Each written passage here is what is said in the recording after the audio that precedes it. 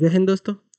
आप लोगों ने पिछले वीडियो लेक्चर सीरीज जहाँ पे हम लोगों ने केमिकल काइनेटिक्स पार्ट 1 में ये पढ़ा था कि रेट ऑफ द रिएक्शन क्या होता है।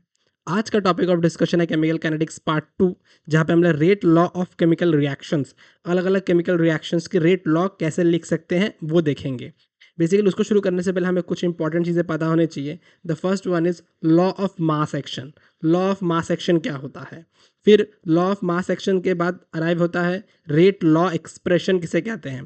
फिर जब रेट लॉ एक्सप्रेशन हम लोग समझ जाएंगे of with respect to different reactants, उसके बाद आता है ऑर्डर्स के बारे में। फिर ऑर्डर के साथ यूनिट, उसका यूनिट्स भी जानना ज़रूरी है। फिर मॉलिक्यूलैरिटी और उसके बाद उसके बीच में difference, what is the difference between molecularity and order.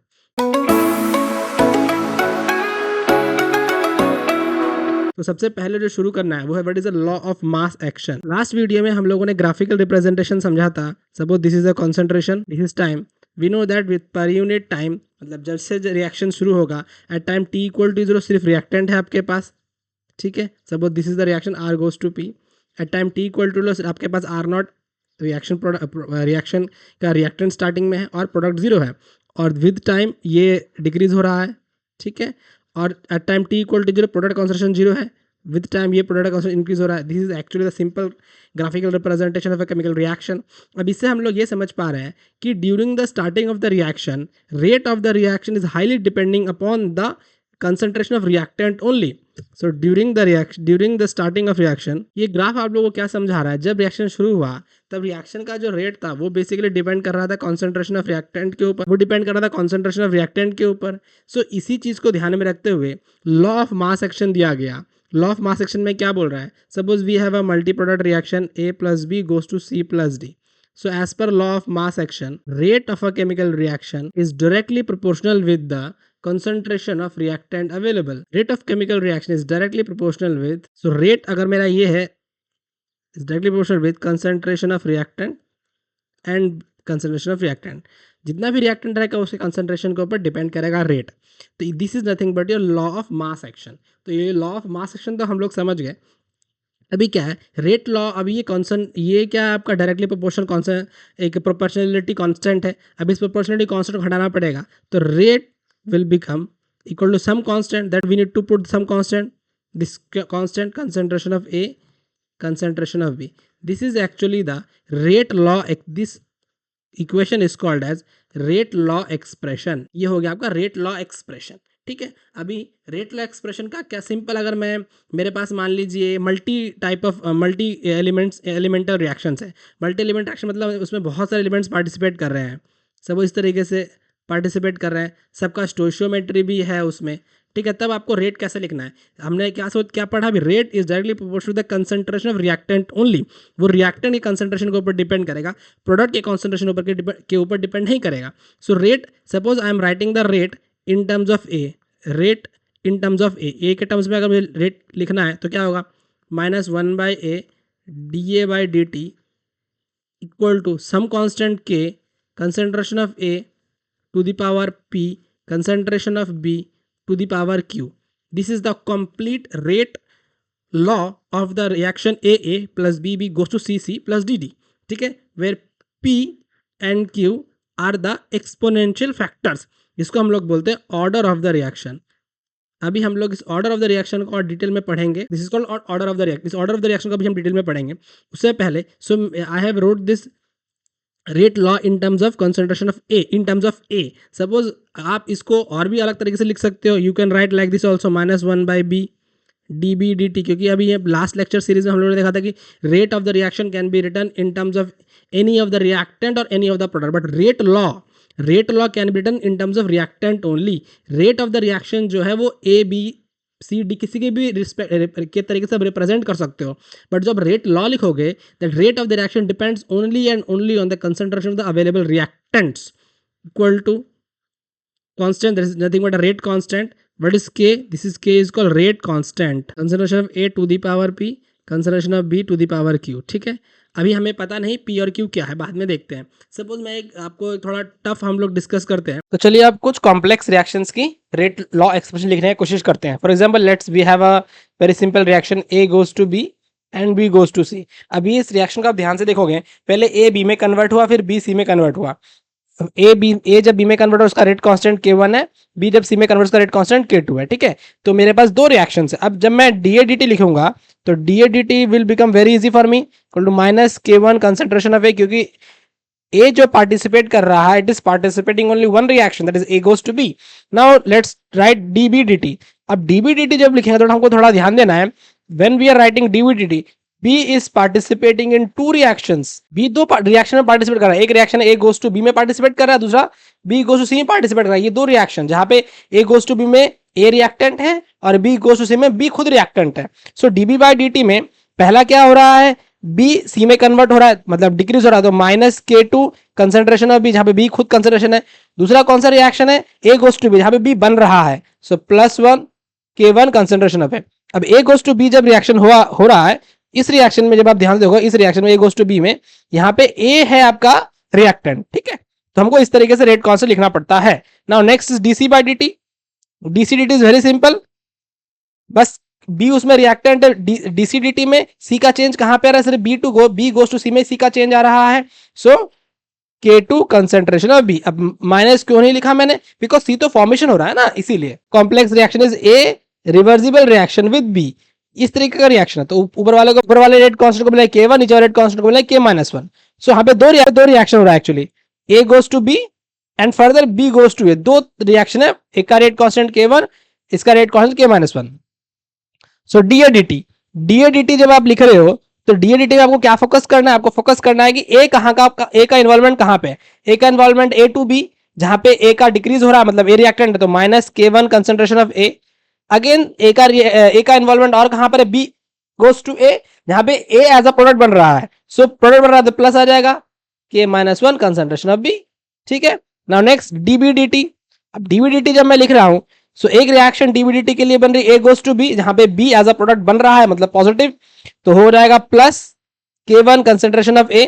दूसरा रिएक्शन है जहां पे B goes to A, reversible वाला, जहां पे बी खुद एज अ रिएक्टेंट काम कर रहा है और डिक्रीज हो रहा है, तो minus K-1 concentration of B, ठीक है। सो हमको बस ये ध्यान रखना है, जिसका मैं रेट लॉ लिख रहा हूं, जिसके रिस्पेक्ट में, उसका चेंज कहां कहां पर हो रहा है। और थोड़ा टफ एग्जांपल करते हैं, A goes to B, B goes to C with reversible, इस तरीके से। तो ये हो गया K1, ये हो गया K2, ये हो गया K-2। अब DADT लिखने के लिए बोल रहे हैं मेरे को। सो DADT में A का इन्वॉल्वमेंट कहां पर, A का इन्वॉल्वमेंट सिर्फ एक ही रिएक्शन में है, A का इन्वॉल्वमेंट सिर्फ एक रिएक्शन में, A गोज टू B में इन्वॉल्वमेंट A का, और कहीं पे इन्वॉल्वमेंट नहीं है, सो हो जाएगा minus K1 concentration of A। बहुत सिंपल। नाउ B कोशिश करते हैं, अभी B के केस में DBDT आएगा। B का इन्वॉल्वमेंट कहां कहां पर है, B का इन्वॉल्वमेंट है A गोज टू B में, B का इन्वॉल्वमेंट है K1, B goes to C में B का इन्वॉल्वमेंट है K2, again C goes to B में इन्वॉल्वमेंट है K-2। सो मेरा जो B है it is actually participating in 3 different reactions. सो सबसे पहले लिखते हैं हम लोग, ये वाला रिएक्शन लेते हैं, A गोज टू B में क्या बोलते हैं, B बन रहा है, तो plus K1 concentration of A। दूसरा K2 वाला रेट कांस्टेंट, यहाँ पे B डिक्रीज हो रहा है, minus K2 concentration of B। तीसरा जहां पे B बन रहा है उसका रिएक्टेंट C है, plus K-2 concentration of C, ठीक है। हमें क्या नोटिस करना है, हमें नोटिस करना है कि मैं अगर B के रिस्पेक्ट में देखने की कोशिश कर रहा हूं रेट लॉ, सो B का इन्वॉल्वमेंट कौन कौन से रिएक्शंस में है, उस रिएक्शन में इन्वॉल्वमेंट देखने के टाइम हमको देखना है B बन रहा है या डिक्रीज हो रहा है। अगर बन रहा है तो पॉजिटिव, डिक्रीज हो रहा है तो नेगेटिव, ठीक है। और रिएक्टेंट समझ जाना है। अगला और थोड़ा और complex reaction, A goes to B, B goes to C, C goes to D and D further goes to A, ठीक है। इस तरीके से है रिएक्शन। सो ये हो गया K1, ये हो गया K2, ये हो गया K3, ये हो गया K4, ठीक है। तो DADT आप लिखो। अब DADT का इन्वॉल्वमेंट A कौन कहां कहां पार्टिसिपेट कर रहा है, A is actually participating in this reaction as well as A is participating in this reaction, दो जगह पार्टिसिपेट कर रहा है A। So DADT equal to पहले में minus K1 concentration of A, और जो फोर्थ रिएक्शन है वो D से A बन रहा है, तो plus K4 concentration of D, ठीक है। DBDT लिखते हैं। DBDT कहां का पार्टिसिपेट कर रहा है, DBDT पार्टिसिपेट कर रहा है, B कहां का पार्टिसिपेट कर रहा है, एक तो B सिलेक्शन पार्टिसिपेट कर रहा है, एक ही सिलेक्शन पार्टिसिपेट कर रहा है। सो DBDT minus K1 concentration of A plus K2 concentration of B, ठीक है। नाउ नेक्स्ट लिखते हैं DCDT। DCDT C कहां का पार्टिसिपेट कर रहा है, तो सी पार्टिसिपेट कर रहा है एक इस रिएक्शन में और एक इस रिएक्शन में, दो रिएक्शन में पार्टिसिपेट कर रहा है सी। तो डी सी डी टी मतलब सी पहले बन रहा है इसमें, तो हो गया आपका K2 concentration of B minus K3 concentration of C. D लिखने की कोशिश करते हैं, डी वाला, डी के रिस्पेक्ट में। डी कहां कहां पार्टिसिपेट कर रहा है, डी के लिए एक ये रिएक्शन है, एक ये रिएक्शन है। D D of D T equal to पहले में ये बन रहा है सी से प्लस K3 कंसंट्रेशन ऑफ सी, दूसरे चौथे वाले में डी के minus K4 concentration of D. ठीक है, सो आप देख पा रहे हो कितना इजी तरीके से मैंने आप लोगों को यहाँ पर ये चीज समझा दी। अलग अलग कॉम्प्लेक्स रिएक्शंस के रेट भी लिखना समझ चुके हैं। Now let's start what is called as order of the reaction. Suppose R goes to P, this is your reaction. So rate of the reaction क्या होगा, rate minus dr by dt equal to dp by dt equal to some constant K concentration of R to the power n, where n is called as order of the reaction. n को बोलते हैं order of the reaction. What is order of the reaction? Order of the reaction is defined as, it is basically a order of the reaction is defined as it is the power raised to the concentration during the rate law expression. So rate law expression के time पर जो concentration के ऊपर जो power होती है, that power is nothing but the order of the reaction. For example, if value of n equal to 0 then that reaction is called as zero order reaction. ठीक है, उस रिएक्शन को बोलते हैं जीरो ऑर्डर रिएक्शन। एग्जाम्पल देखते हैं जरा zero order reaction का, डिकम्पोजिशन ऑफ अमोनिया, इस reaction is called zero order reaction. इस रिएक्शन का रेट अगर लिखोगे आप -1/2 dt of NH3 is equal to some constant K concentration of NH3 to the power 0, because ये जीरो ऑर्डर रिएक्शन है तो कंसंट्रेशन ऑफ रिएक्टेंट के ऊपर डिपेंड ही नहीं कर रहा है। ठीक है, तो जीरो ऑर्डर रिएक्शन को भी समझ गए। Now what is the first order reaction? For example we n equal to 1 अगर हो गया, n इक्वल टू 1 का first reaction decomposition order pentoxide, this is example of the first order reaction. First order reaction का rate अगर लिखेंगे हम लोग, rate लिख सकते हैं minus ddT of N2O5 to some constant concentration of N2O5, since it is a first order reaction, so सिर्फ एक ही concentration के ऊपर डिपेंड कर रहा है। नाउ सेकेंड ऑर्डर रिएक्शन अगर मेरे पास होता है, सेकेंड ऑर्डर रिएक्शन मतलब decomposition hydrogen dioxide, this is your second order reaction. इसका रेट अगर आप लिखोगे 1/2 ddT of NO2 is equal to some constant के कंसेंट्रेशन ऑफ NO2 का स्क्वायर। ये this representing the order of the reaction. So हम order of the reaction को हम लोग समझ गए। Now what is going to the unit of order reaction? किसी भी रिएक्शन की जो यूनिट ऑर्डर रेट कांस्टेंट की जो यूनिट होती है, unit of rate constant is very important. Rate constant की यूनिट बहुत इंपॉर्टेंट होती है। अगर हम लोग को रेट कांस्टेंट की यूनिट अगर पता हो तो हम वहाँ से बहुत कुछ डिफाइन कर सकते हैं। Suppose R goes to P मेरा रिएक्शन है, so first n is equal to 0, zeroth order reaction के लिए क्या होगा, minus dr by dt is equal to K concentration of R to the power 0, that means simple K minus dr by dt. So what is the order of the reaction? What is the unit of the reaction? Unit क्या आ जाएगी आपकी, moles per liter per second inverse. So for zeroth order reaction the unit of rate constant is moles per liter per second inverse. First order reaction है आपके पास, R goes to P हो रहा है, minus dr by dt equal to some constant concentration of R। तो अगर unit निकालते हैं हम लोग, क्या बनता है unit, moles per litre per second equal to constant concentration unit होती है मोल्स पर लीटर, ये कट गया। So unit of rate constant become per second. So second order के लिए रेट कांस्टेंट की यूनिट होती है पर सेकेंड। थर्ड ऑर्डर रिएक्शन आपके पास, सेकेंड ऑर्डर आपके पास रिएक्शन है, so R goes to P मान लेते हैं। So dr by dt equal to some constant rate constant R to the power square. इसका अगर आप निकालोगे तो क्या बनेगा, moles per litre per second inverse equal to K mole square litre inverse का square. So K will become mole inverse liter per second inverse. This is the unit of the rate constant for second order reaction. So आप बहुत सारे order of reactions का unit निकाल सकते हैं। थोड़ा हम लोग आपके लिए टेबल बना देते हैं, टेबल बनाते हैं जहाँ पे देखते हैं हम लोग, ये हो गया order, ये हो गया unit। Suppose zero order reaction है तो यूनिट क्या होगा, moles per litre per second. First order reaction है तो यूनिट क्या होगा, पर इनवर्स पर time inverse. Second order reaction है तो क्या होगा, mole inverse litre second inverse. ठीक है, सो ये हम लोग अलग अलग यूनिट भी हम लोगों ने डिफाइन कर दिए। So we till now we arrive at different kinds of order units of different kinds of order of the reaction. Now एक इंपॉर्टेंट जानने वाली चीज, order of the reaction can be zero, can be integer as well as can be fractional.